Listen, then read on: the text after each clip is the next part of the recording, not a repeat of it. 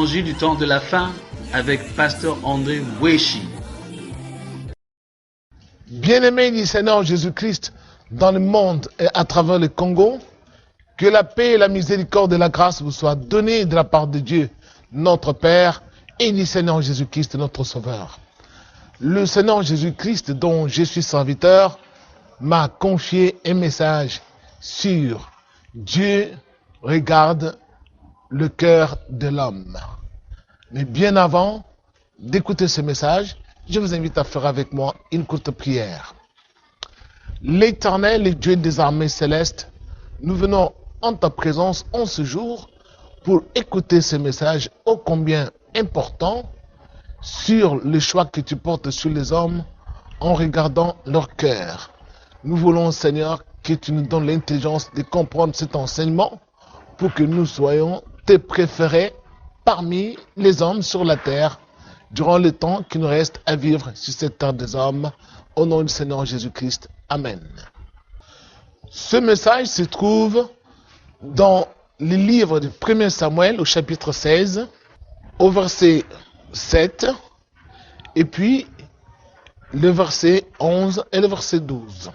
Et l'Éternel dit à Samuel, ne prends point garde à son apparence et à la hauteur de sa taille, car je l'ai rejeté. L'Éternel ne considère pas ce que l'homme considère. L'homme regarde ce qui frappe les yeux, mais l'Éternel regarde au cœur. Ensuite, les versets 11 et 12. Puis Samuel dit à Isaïe, sont là tous tes fils? Et il répondit, il reste encore le plus jeune, mais il fait paître le brebis. Alors Samuel dit à Isaïe, envoie le chercher, car nous ne nous placerons pas avant qu'il ne soit venu ici. Isaïe l'envoya chercher. Or il était blond, avec de beaux yeux et une belle figure. L'Éternel dit à Samuel, lève-toi, oigne-le, car c'est lui. Bien-aimé du Seigneur, comme nous venons de lire sur le choix de Dieu qu'il avait porté sur David. Et oui, le Seigneur regarde au cœur. Quand le Seigneur regarde au cœur de l'homme, qu'est-ce qu'il voit dans notre cœur? Ou qu'avait-il vu dans le cœur de David pour que David soit préféré par rapport à ses frères au nombre de 7? Revenons à cette histoire qui est une histoire vraie. Quand il s'est agi que Dieu puisse remplacer le roi Saül par un autre roi, le Seigneur dit à son serviteur Samuel, va, j'ai vu parmi les enfants d'un certain Isaïe, le Bethlémite, un de ces enfants que je désire pour roi sur Israël, mon peuple. Alors, quand le prophète est arrivé dans la maison d'Isaïe, Isaïe lui présenta tous ces 7 garçons, commençant par l'aîné, Eliab.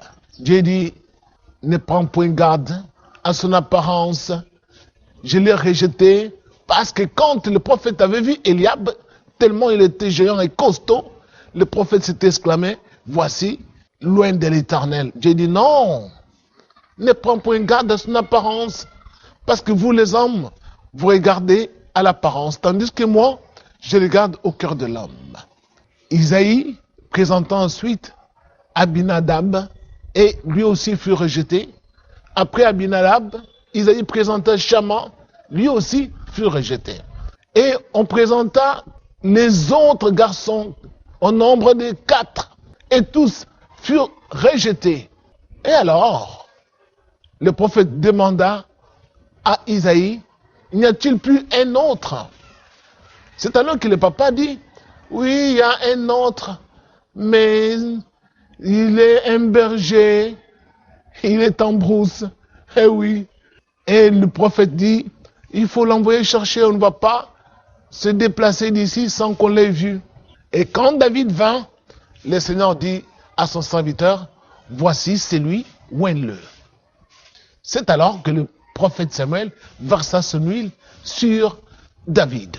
Et l'Esprit de Dieu descendit sur David à partir de ce jour-là, jusque dans la suite. Bien-aimé du Seigneur, cette histoire est révélatrice de beaucoup de choses. David, qui était le plus petit de tous les enfants, et qui plus est, il était un berger habitant dans la brousse, un campagnard par rapport à tous ses frères qui est resté à la maison, dans la cité, et c'est lui qui gardait les troupeaux de son père pour toute la famille. Allez-y comprendre, ce jeune garçon, lui accepte un boulot qui semblait comme étant le plus banal, un boulot qui était le plus méprisé, et ses 7 grands frères restaient tous à la maison. Il n'y avait que les petits pour obéir à leur père et pour faire ce que leur père exigeait, à savoir garder le troupeau familial. Et David le faisait si bien, au point où il mettait même sa vie en péril. Comment? Parce que il est allé jusqu'à affronter les lions et l'ours, au péril de sa vie, pour protéger les brebis. Et c'est à partir de cela que sa renommée a commencé à se répandre dans tout Israël comme étant un brave garçon. Et non seulement cela, tout ce qu'il savait faire, c'était jouer à la harpe pour louer Dieu pendant le temps où il gardait les brebis de son père. Et c'est à partir de tout ce qu'il faisait, et surtout de sa façon de jouer la harpe, qu'il fut remarqué pour être appelé auprès du roi Saül, pour qu'il puisse jouer pour lui, afin que le roi Saül, qui était agité par les esprits impurs, puisse trouver un apaisement. C'est alors que David vint auprès du roi Saül. Bien-aimé du Seigneur, ce jeune garçon, c'est lui qui plus tard va tuer Goliath pour tout Israël. Comment? Il n'était même pas un soldat. Parce que quand la guerre a éclaté entre Israël et le Philistin, le roi Saül qui était allé en guerre, avait incorporé dans son armée les grands frères de David. Eliab, Abinadab, Shama sont allés à la guerre pour combattre avec Saül, parce qu'être un soldat, c'était un métier noble. Et David, lui, était toujours abandonné. Lui, il était un homme à faire des sales boulots, les faux métiers, mais qu'il faisait pour l'intérêt de tous. Comprenez ces garçons, il avait en lui l'esprit de sacrifice pour nourrir l'ensemble de la famille. C'est David qui faisait le faux boulot.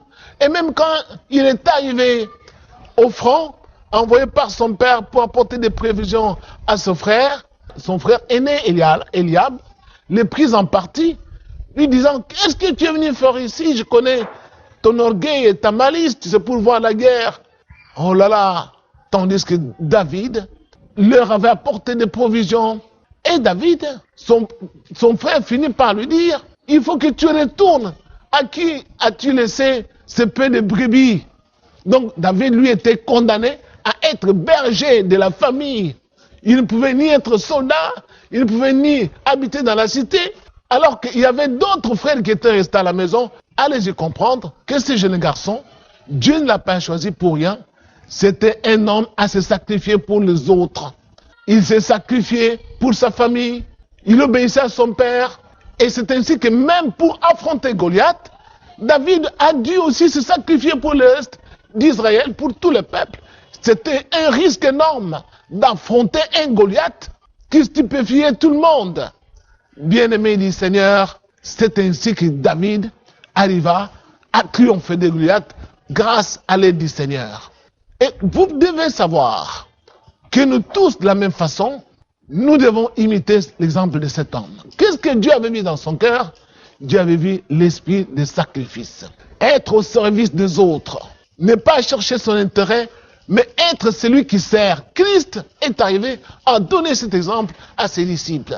Quand ils se sont disputés, voulant savoir qui était le plus grand parmi eux, Jésus leur dit: celui qui voudra être le plus grand parmi vous, qu'il soit le plus petit parmi vous, comme David était le plus petit de sa famille, et qu'il soit celui qui sert. Et David était celui qui servait toute sa famille.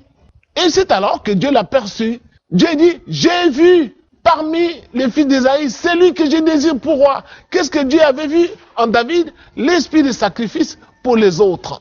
pour faire du bien aux autres. Il ne cherchait pas son intérêt. Nous voudrons aussi que Dieu nous élève. Nous voudrons que Dieu nous choisisse et porte son choix sur nous pour que nous puissions assumer des grandes responsabilités sur la terre parmi les hommes. Bien-aimés du Seigneur, il faut avoir l'esprit de sacrifice pour les autres. Cet amour de se sacrifier pour les autres. Chercher à faire du bien pour les autres.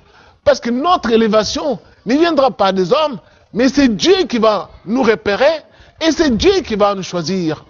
Parce que l'élévation, la Bible nous enseigne que l'élévation ne vient ni de l'Orient ni de l'Occident. L'élévation vient de l'Éternel. C'est quand l'Éternel verra que nous avons l'esprit de sacrifice qu'il va nous envoyer chercher, comme il avait envoyé chercher David. Souvenez-vous, l'apôtre Paul disant, saluez-moi Prisca et Aquila, qui ont exposé leur tête pour sauver ma vie. Eh oui, parce qu'il y avait des gens qui ont mis leur vie en danger pour sauver Paul. Tout ce que nous faisons sur cette terre, ne cherchons pas notre intérêt, mais cherchons à nous sacrifier pour les intérêts des autres. Cela sera tôt ou tard récompensé par le Seigneur. Nous voudrons être des David dans notre vie. Nous voudrons que Dieu porte son choix sur nous. Nous voudrons que Dieu nous élève. Eh oui, Dieu va nous élever quand il verra au fond de notre cœur que nous cherchons à nous sacrifier, à avoir un esprit de sacrifice pour faire du bien aux autres. Ne cherchons pas notre intérêt d'abord, mais cherchons l'intérêt des autres, l'intérêt de notre communauté. C'est alors que Dieu va porter son choix sur nous et que nous serons capables de vaincre Goliath pour notre famille, pour notre communauté. Parce que, imaginez-vous que tout le monde fuyait devant Goliath. Et Goliath, ça peut être quoi? Ça peut ressembler à ce coronavirus. Aujourd'hui, le corona, il suffit de l'avoir contracté et c'est tout le monde qui va prendre la fuite. Même si il était votre mari, il va vous fuir. Même vos enfants vont vous fuir. Tout le monde va vous fuir. Et vous serez isolés, mis en quarantaine. Parce que le corona pétrifie tout le monde. Et tout le monde se sauve quand on apprend que tel a contracté le coronavirus. Mais qui peut mettre fin à ce corona ou ces virus? Que peut-il faire devant Dieu ou devant celui qui a l'Esprit de Dieu? Rien du tout. Mais à condition d'avoir l'esprit de sacrifice. Cet amour de faire du bien pour les autres. C'est ça ce qui va nous propulser, qui permettra que Dieu soit avec nous et que nous puissions remporter des grandes victoires sur ce qui nous fait peur ou ce qui pétrifie tout le monde. Bien-aimés du Seigneur, le Seigneur n'a pas changé. Mais c'est nous qui pensons que Dieu a changé. Dieu n'a pas changé. Dieu est le même hier, aujourd'hui et éternellement. Dieu regarde notre cœur. Mais quand il regarde notre cœur, il s'aperçoit que nous n'avons pas l'esprit de sacrifice. Nous sommes comme les 7 fils d'Isaïe qui se croyaient nobles, ne voulant pas servir les autres, mais cherchant à être servis par les autres, cherchant toujours leurs propres intérêts, se croyant des nobles. C'est alors que tous ont été rejetés par le Seigneur et que c'est David seul qui fut choisi parce que David, en lui, il y avait l'esprit de sacrifice. C'est pourquoi Jésus a dit, celui qui voudra être le plus grand parmi vous, soit celui qui vous sert, soit votre serviteur. Vous voudrez que Dieu vous élève, soyez le serviteur des autres. C'est alors que Dieu va vous remarquer, il vous élèvera dans votre vie et votre nom sera porté au firmament de la gloire des annales de l'histoire du monde entier parce que vous vous étiez sacrifié pour les autres. Remarquez l'histoire du monde, les grands hommes qui ont fait beaucoup de choses et dont les noms retentissent partout jusqu'aux extrémités de la terre sont des hommes qui s'étaient sacrifiés pour la communauté ou bien pour les autres. C'est alors que Dieu les avait élevés. Paul ira jusqu'à enseigner. Moi, Paul, vieillard, je sers déjà des libations comme sacrifice. Donc, Paul a sacrifié sa vie pour faire connaître Jésus-Christ auprès des autres. Et c'est pourquoi il a été considéré comme le plus grand apôtre de tous les temps. Bien-aimé du Seigneur, qu'est-ce que Dieu voit dans votre cœur quand il le regarde? Il voit la désinvolture. Il voit la mesquinerie, il voit l'égoïsme et surtout l'égocentrisme exacerbé. Ils voient l'orgueil, le mépris des autres, la haine raciale ou tribale. Bien-aimés, beaucoup ont gâché leur vie en refusant de se confier au Seigneur pour qu'il découvre l'intérieur des cœurs des autres. C'est alors, ils ont fait des alliances avec des gens qui n'en étaient pas dignes et leur vie se trouvait être une calamité. Merci beaucoup, que Dieu vous bénisse et à la fois prochaine, Dieu regarde votre cœur. Que voit-il?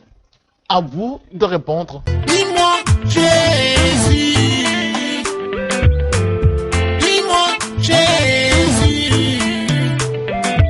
Jésus, j'avais entendu parler de toi, que tu étais mort sur la croix pour moi.